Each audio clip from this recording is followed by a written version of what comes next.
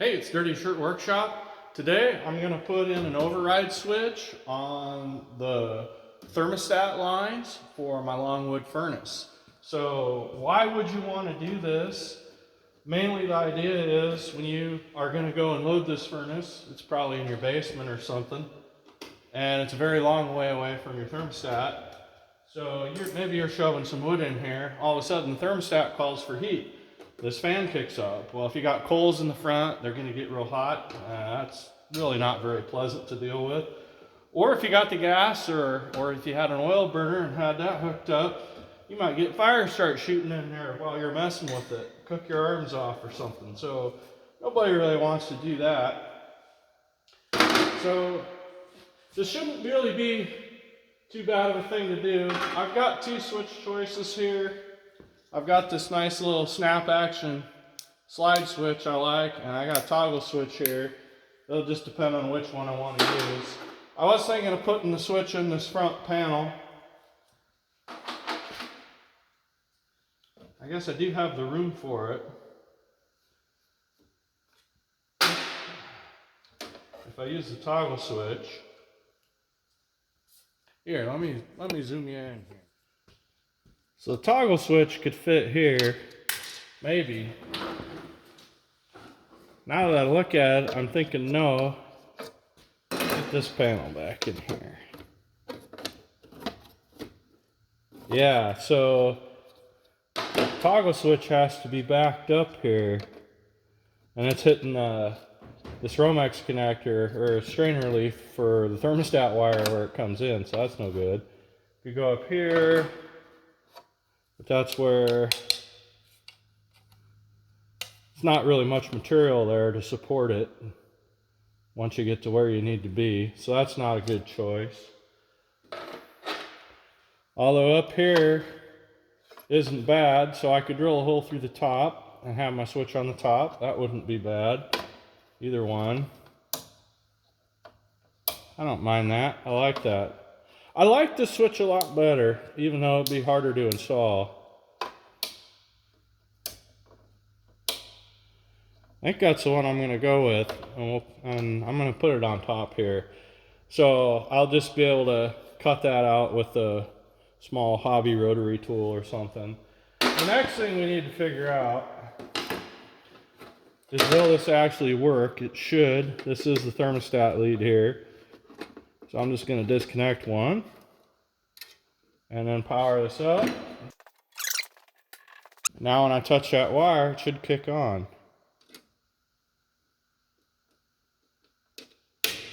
There we go. Alright, so switching that will definitely work. So I'll get started on mounting my switch up here on the top. I could maybe put it on the side here too. Right there. That'd keep it cleaner. Wouldn't get as much dirt in it. Set it in like that. Do we have the room for that? Yes, that would work. I think I might put it on the side here. I think that's a little better. And I got some layout fluid thrown on here.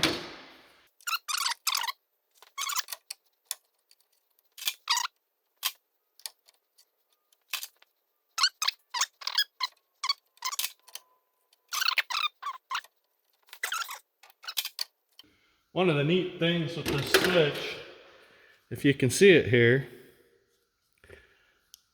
so it's got this metal wedge here, so you only have to cut the whole square.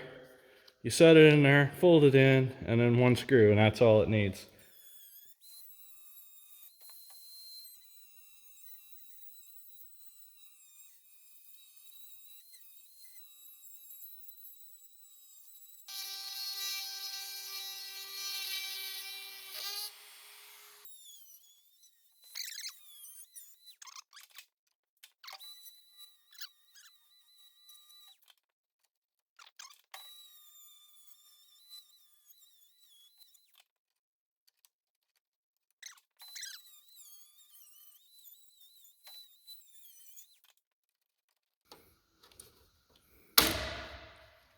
There we go. That looks pretty good. Little rubbing alcohol, take off the marking fluid. Maybe. There we go, it's coming.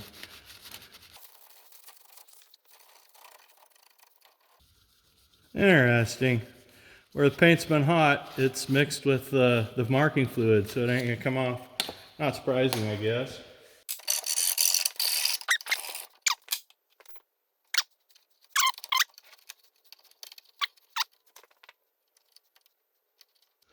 That's not the side I want that on. I want that over here, because my other jumper lead is really short.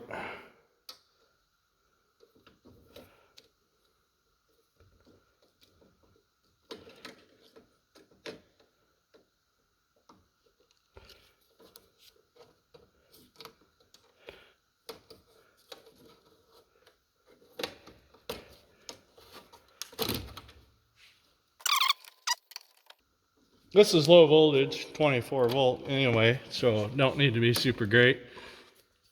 I'll move this other lead over. I was working with this handy little short lead I had, that's all. And certainly, if the wire was a touch longer, that would be better. But I ain't gonna make another one when this was just laying around saying, use me like your mom.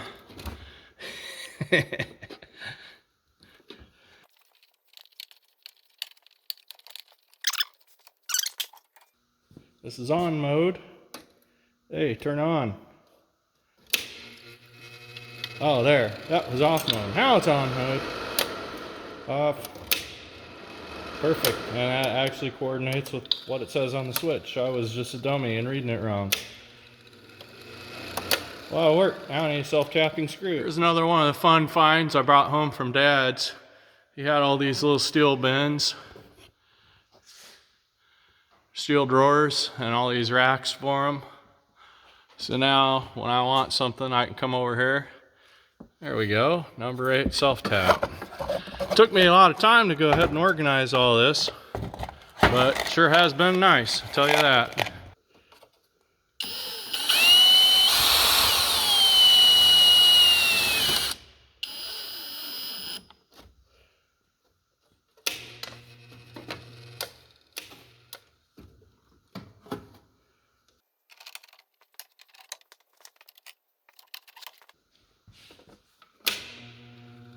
All right, time, she's done.